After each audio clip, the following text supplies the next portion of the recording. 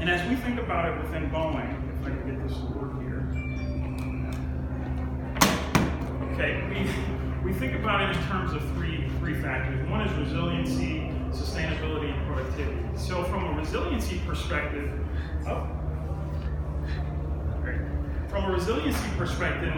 despite the past decade, some uncertainties, there's been terrorism, there's been, economic volatility with commodities and the like, the international trade and the movement of people. Despite all of that, the air travel industry has continued to grow. The role of air travel plays a critical role in all of our lives and supporting the overall economy. And we're very confident in the strength of the aviation aerospace for several reasons. Consumer spending, emerging economies, as well as air traffic. Traffic has grown over the past 5 years at a rate well above the long-term average. There's lower fares, higher living standards, tourism is growing. Urbanization, as we think about emerging markets, there's this rapid urbanization. And if you look at, according to the World Bank, there's more than 4 billion people now that are living in cities globally, and that's really, truly unprecedented. And if you look at some of the key emerging markets like China and India, there's forecasting that there will be 300 million people moving to cities in the next decade.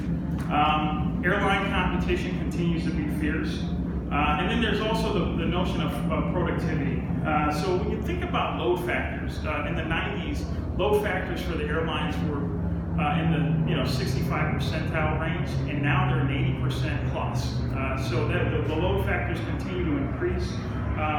Scheduling, they're getting more sophisticated with how they're scheduling and using their capacity that they have. They're looking at unique areas like installing new seating, low profile pitch seatings to use the existing capacity to get more of us in the aircraft. So they're really looking at how they're doing that in a different way. And then, of course, there's the replacement of new aircraft. So as we think about this from a demand perspective, we're forecasting that airlines are going to need 44,000 new airplanes valued at $6.8 trillion over the next 20 years to meet this demand. And this is, the in-service fleet will be growing at an average rate of 3.4%. The number of jet airplanes in service will nearly double what they are today to about 50,660 to support this.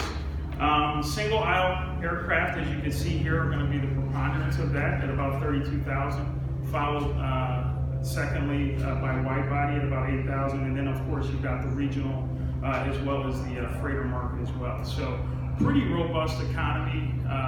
The pipeline is strong. The demand for our products and services and also the ecosystem to support this is fairly robust. So as we shift gears to talk a little bit about what this looks like from a geographic perspective, as you can imagine, and I talked about this a little bit last year, Asia Pacific, or APAC as we call it, is going to represent about 40% of that. So if you combine APAC with North America and Europe, about 80% of the demand is going to be driven by these regions holistically, and then Middle East, Latin America, Russia, and Africa are going to follow there. So again, as we think about the products and the services, certainly for our products, but also for the ecosystem, these are going to be very dominant regions for us to support. So we've got to think about how are we going to support the back end of it in terms of services and solutions to support that. So I'll talk a little bit about that in a minute as well. So as we look at the services market, and we're representing Boeing Global Services, as I mentioned, we've stood up services 2 years now, and it's really helping us to look at and focus on the life cycle of the products that we provide, but also servicing third parties in the market as well. And if you think about some of the trends that are driving the services market, we really think about technology. Technology introduction for operators is growing. They've got a whole new set of tools that they're able to use to make their businesses more efficient. We think about drones for maintenance, VR, AR for inspection and training, biometrics to improve travel experience. And in fact, if you look at efficiency, from a Boeing perspective, we expect there to be 140 to fold increase in the amount of data that's coming off of aircraft. We're essentially calling them flying data centers. And this data is going to be able to provide insights, predictive analytics to help support the fleet and overall cost structure for some of our operators as we go forward. So this is going to be a big piece of it. If we think about the value, airlines, as I mentioned, are getting really smart about decisions around their infrastructure. They're looking at pooling of parts and tooling and things of that nature, which is something that they haven't done at the rate that we're certainly seeing today as they've done in the past. And these infrastructure decisions that they're making are helping them to be more efficient, more productive, and quite frankly, they're making money at a clip that has been unprecedented in years past. So those are some of the things that are driving the services market, and it prompted us to start Boeing Global Services 2 years ago to make sure that we're focusing on delivering high quality service to the customers, not only our Boeing customers, but our ancillary customers as well. So why don't I take a click down and talk about, in this space. So business and general aviation more specifically, there's a couple of trends that we're really zeroing in on, and it's helping us to make some investments. One is around connectivity. Just think about the need for connectivity in the aircraft in this space. We tend to want to behave and act as consumers much like we do in our own personal lives. And as business travelers, that's no different. General aviation travelers, that's no different.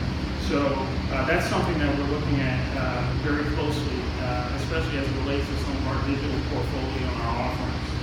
Sustainability. It's increasing in ongoing environmental stewardship by OEMs. So just think about alternative fuels. I happen to sit on the board at GAMA, and one of my colleagues is leading a subcommittee that's looking at alternative jet fuels as an alternative solution for this space. And I think that's off to a really good start. And we think this is going to translate into more affordable solutions, availability, and increased adoption over time. So we're seeing more investments in not only the fuels, but also alternative, hybrid electric. Even within the Boeing company, we're making some investments to explore the technology to really bring this to the market in an accelerated way. We've made some acquisitions that have helped with this as well. And I think it's going to be good for the overall health of the industry. And then innovation. Obviously, there's new ways of doing things, not only in the manufacturing, but also in the design of our products and services that's leading to some of the innovation. We look at UAVs, unmanned. This is going to really transform the way in which we move people and goods across airspace. Additive manufacturing. So there's a lot of technologies that are really being born in this space that we're going to look to scale across our larger enterprise, and I think the industry is really pushing us to bring this to bear. So just wanted to give you a little bit of a perspective with respect to some of the trends that we're seeing in the general aviation and the business arena. So let me talk a little bit about training, the training market. So in the global aviation training market, we're looking at a few trends. One is around the notion of blended. So modern training curriculums blend theory and practice, and this really allows our students to gain practical hands-on experience. And what this provides is this translates to pilots and technicians who are more confident, safe, and operationally ready to enter into the workforce. The other trend is personalized. Personalized data. This is an ever-rich data environment that we're in, and in today's world, this allows for more personalized learning. Again, going back to our own personal lives. New learning technologies can track a student's progress and pinpoint strengths and weaknesses real time. And what this allows is for our instructors to tailor offerings to the specific needs of the pilots and those that are in the classroom setting, so that we can make sure that their proficiency and their competency levels are reached at a faster pace. And then, in addition to this, with the wealth of historical data, evidence and competency-based training programs are increasingly being adopted to change how pilots are trained and more importantly assessed. Again, with this whole notion of safety and making sure we have competent pilots that are entering the workforce. And then the last piece is integrated. So integrated training curriculums have become increasingly popular over the past decade as the industry works to build up a pipeline for qualified talent. Examples of this for sure include our multi-pilot license, our MPL, our integrated airline transport pilot's license, or ATPL, and then our ab initio cadet flight training programs. So, for example, the MPL program trains students from the start to become first or second officer at an airline. And then our integrated ATPL programs train students to fly an airplane regularly, blending theory as well as practice. So these are some of the things that we're seeing from a trend perspective, and it's causing us to make investments to help support that, certainly as it relates to our products, but again, for products and services from other OEMs in the space. So let me transition and talk a little bit about the demand for the next 20 years for services. So I mentioned up front the airline demand, but how does this translate to services? So we forecast a $6.8 trillion worth of new airplane sales in the next 20 years, and for the services market, we're expected to see a growth of about $9.1 trillion in that same period.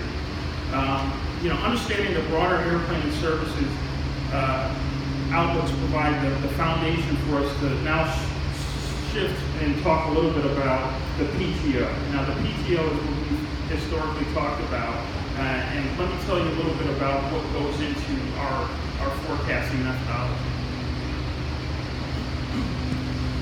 So we started first introducing the pilot technician outlook back in 2010. So this is our 10th consecutive year of publication. And there's really a few elements that go into it. So the commercial outlook, which I talked about, aircraft utilization, crew requirements, that's ever changing, regulatory requirements, and then also operator business models. So what do I mean when I say operator business models? So just think classically a mainline operator like an American or a Delta versus that of an LCC. Those needs of those airline operators are fundamentally different. And similarly, when you think of passenger versus cargo, so we take all of that into consideration when we develop our forecast. And then this year, we're looking at also the business aviation and civil aviation markets, helicopter markets. And why is that important? That's important because not oftentimes, in many cases, we're vying for the same resources that support, again, that ecosystem that is aviation. So think about the pilots, where they start and then where they end up. Also the maintenance and the technician, staff, crew, they support all different segments of the market. So we take that into account as well as we look at forecast. So as we look at the demand for civil aviation pilots, the industry needs 804,000 new pilots, or just over 40,000 per year over the next 20 years. And this demand really stems from a combination of fleet growth, retirements, as well as attrition. So across the industry, we're seeing an increasing number of partnerships between major airlines, regional airlines, business aviation operators, OEMs, and large training schools to make sure that we're developing solutions that are going to help us to train that pipeline that's required to support the demand. And as you can see, a big piece of that is going to be in the commercial space at 645,000 pilots. So big demand, really strong forecast. Now the challenge is going to shift for us to make sure that we're getting the bodies and the next generation of aviation enthusiasts ready to support this growth. And also talk about the career that is aviation pilots and also mechanics. So if we look at the technician space, we're forecasting 796 new technicians, or just over 38,000 a year. And as fuel prices increase, it will drive a stronger demand case for operators to replace aging aircraft with new, more efficient aircraft. And these newer aircraft generally require fewer technicians to maintain than legacy platforms, especially in the early years. Also, operators have responded favorably to the restructuring of maintenance plans. And these restructuring of plans allow for longer intervals or longer cycle intervals between maintenance activity. And then the last piece is we're seeing an increasing demand for more technology to be incorporated into maintenance. So for example, if you look here within Boeing, we've tested augmented reality in our production floor to give our technicians some real-time, hands-free, interactive 3D modeling interplay with our platforms. And ultimately, this has led to 40% improvement in productivity, quality, as well as knowledge retention. So the technology is really being used as a way to accelerate our learning experience, but also productivity from a technician's perspective on the shop floor. So we're really excited about that. So let's talk about the challenge. Now, I've highlighted it a little bit in terms of the growth that's happening in emerging markets, and that's really the catalyst for the demand for personnel to support the business. But we've got a slightly different challenge in North America. In North America, as well as in Canada, over 30% of the aviation technicians will be at or near retirement age within the next 5 years. And over 25% of commercial pilot workforce will reach mandatory retirement ages within the next decade. So again, this really harkens back to the need to get that next generation of talent primed and ready to make sure that we can fill that pipeline, especially to support the aircraft that's going to be needed and delivered. The competition for talent is fierce. There's a true war on talent, and it's not just for pilots, but it really transcends, aviation. The average pilot salaries at regional airlines have more than doubled in the last several years.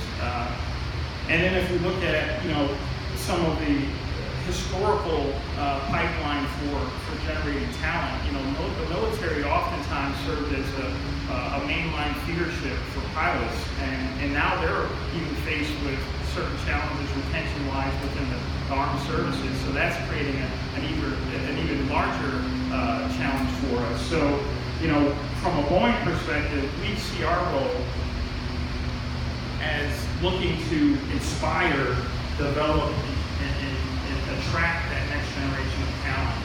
So what are we doing about it? We have taken a really bold step in terms of making sure that we're supporting vis-a-vis grants. We issued 291 grants targeting STEM and workforce development programs. Again, targeting that early outreach. It's really about the next generation, and I think EAA Air Venture is a prime area.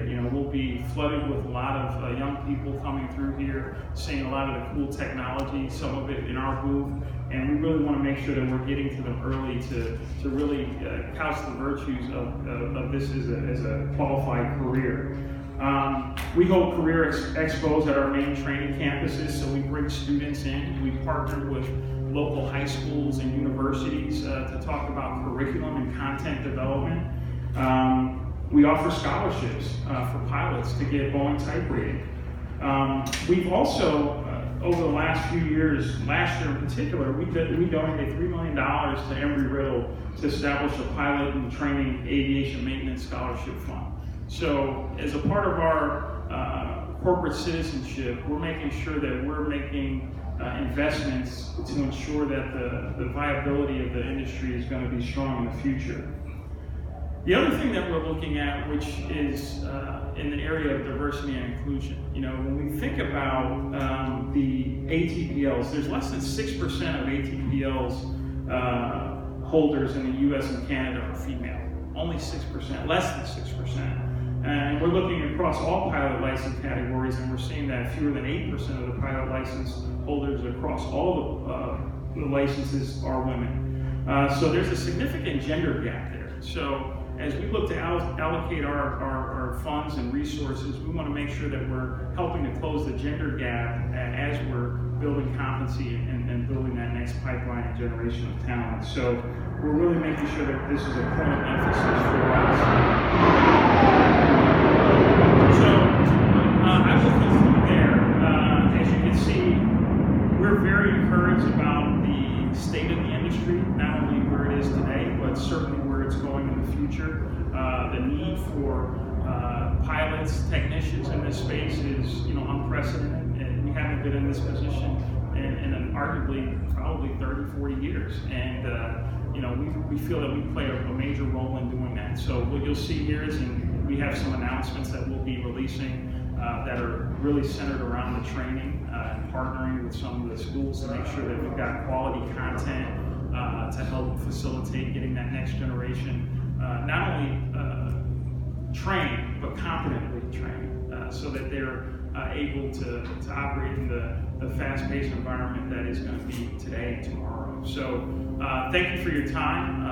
I would open it up for any questions that you may have with me. But before we do that, I'd also like to introduce one of my colleagues, David Wright, who is our senior leader for ab initio and PDP programs within Boeing.